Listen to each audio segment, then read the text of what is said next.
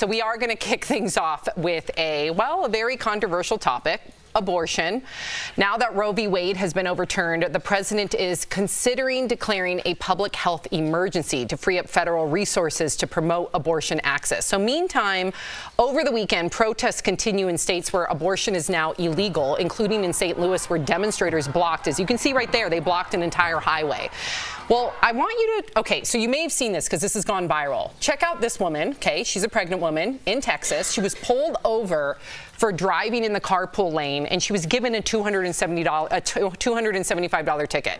Well, she's fighting back, claiming her unborn child was the second passenger in the car. Here's what she explained to our affiliate WFAA in Dallas. One law saying that it's a baby, and now he's telling me that this baby that's jabbing my ribs is not a baby. Why can't it all make sense? So this actually brings up a bunch of questions about the rights of the unborn in states where abortion is now illegal. Like, can you claim an unborn child on your taxes? Tori, what do you think of this? And I should also say that since this woman has spoken out about her incident, there has been caravans of women in protest going in these lanes saying, pregnant women saying, oh, but I'm not alone. I have a child with me. Yeah, you can't have it one way and not the other, right? The Constitution, if you want to take away a fundamental right and say that that is a person, then do I pay child support? Does it get a name? Does it get Social Security? Does it get deported? If the mom goes to jail, is it wrongfully accused? I mean, these are questions that are going to tie up the courts in knots for years and years and years. So bravo to these women to say, here's your first issue with this, right? You took away our rights. This is what we're going to come back with. If you're going to say this is a human, can I claim this as a dependent? I mean, that's what you're going to get. And good for them fiscally to go that route, because that's going to be hitting them where it counts, and that's the wallet. Right now, it's very clear that Biden has 64% of the Democrats saying, we don't want you. Okay? No one's fighting for women. And no one's out there thinking outside the box, codifying Roe, all these things. This woman sort of set the spark off. Well, what would you say to the people, though? Because, you know, we do have viewers that write in saying that this is a victory. So we have to address that side. And if it is a victory, which I know a lot of people do, and I want to respect that, then it has to be a person, though, throughout. It can't be a person when you want it to be and not when it's convenient. That doesn't work in legal minds. It doesn't work. I have nothing to add to that other than, I 100% agree, other than the fact that I think that pregnant women should be allowed to be in HOV lanes. Why?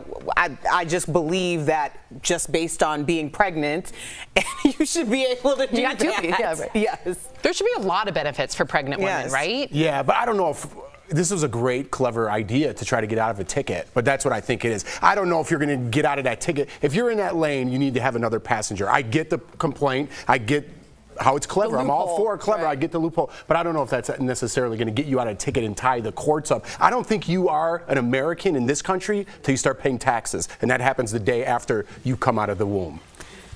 Oh, well, Tori just did this to you. What's that? You missed it, like a boom. Well, that's the point. So if you're saying that's true, once they're born, that's a person. And by the way, that's what Jewish people in their religion feel. The first breath is when they become a person. And Jews are now suing, saying it's not my religion that it's against. So if that's true, though, then you got to make that fair for everything. Right. So not only traffic tickets, a lot of things will Let me get in this next beat really quickly, because there is, here's an interesting, I would say, workaround for women seeking abortion services. I don't know if you guys have heard this. This is specifically for women in the South, where it's now illegal. A doctor in California has proposed a floating abortion clinic in the Gulf of Mexico as a way for folks in Texas, Louisiana, and Alabama to get access.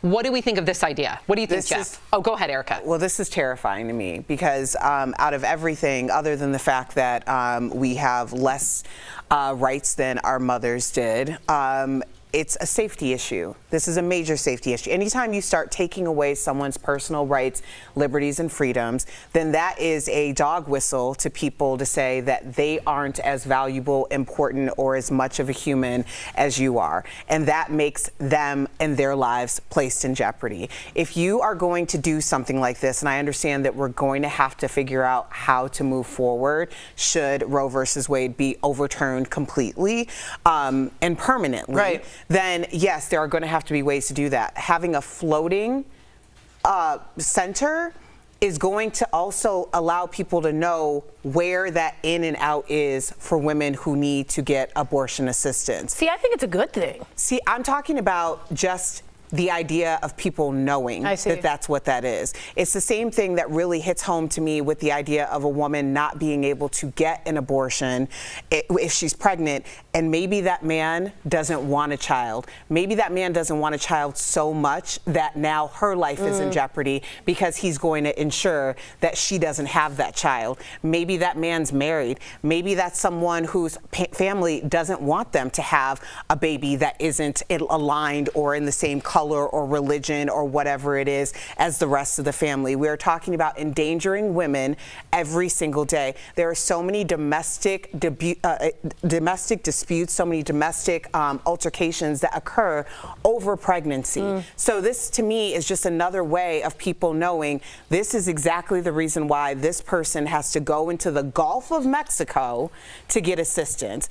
I agree that there needs to be workarounds. I'm just scared for what something like this means.